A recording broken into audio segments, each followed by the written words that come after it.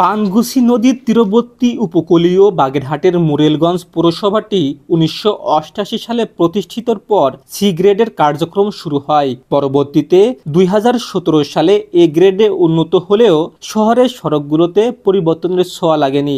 গত কয়েকদিনের টানা বর্ষণে বাগেরহাটের মোরেলগঞ্জ পৌরশহরের অধিকাংশ সড়কগুলোতে বৃষ্টির পানি জমেও ড্রেনগুলোতে পানি নিষ্কাশন ব্যবস্থা না থাকায় নিম্নাঞ্চল প্লাবিত হয়ে স্থায়ী জলবদ্ধতা সৃষ্টি হয়েছে।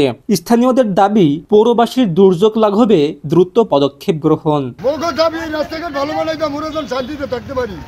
এই পানিতে ডুবে মরি, নামতেছে পৌরসভা আর ডুবে মরি পানিতে।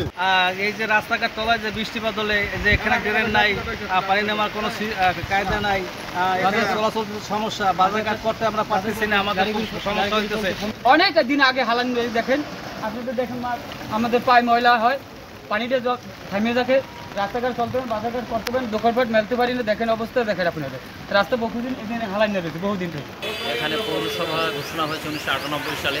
পৌরসভার বয়স এখন থেকে ২৫-২৬ বছর হয়ে গেল।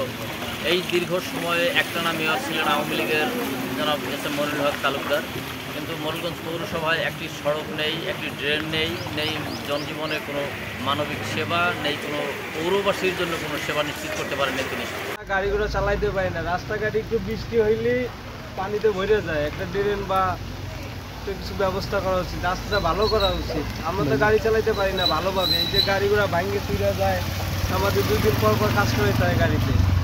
স্থানীয় প্রশাসন এবং উপজেলা নির্বাহী কর্মকর্তা অর্থাৎ পৌর প্রশাসনিক কর্মকর্তা যিনি আছেন তাকে উদ্দেশ্য করে বলবো যে আমাদের দুর্ভোগটা যদি লাঘবের জন্য প্রশাসন থেকে কোনো কিছু করা যায়, সেটা করলে আমাদের জন্য অনেক সুবিধা হবে। সড়কগুলো উঁচু করে পুনর্নির্মাণের পরিকল্পনা রয়েছে।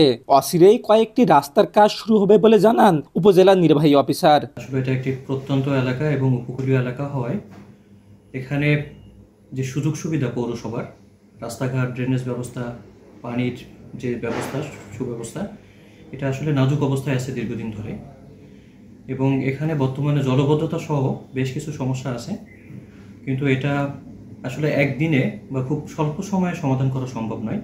আমি এখানে প্রশাসক হিসেবে দায়িত্ব নেওয়ার পর থেকে আমার জায়গা থেকে চেষ্টা করছি ছোট ছোট প্রজেক্ট নিয়ে আপাতত এটা প্রাথমিকভাবে সমাধান করার। Desk report, voice of tiger.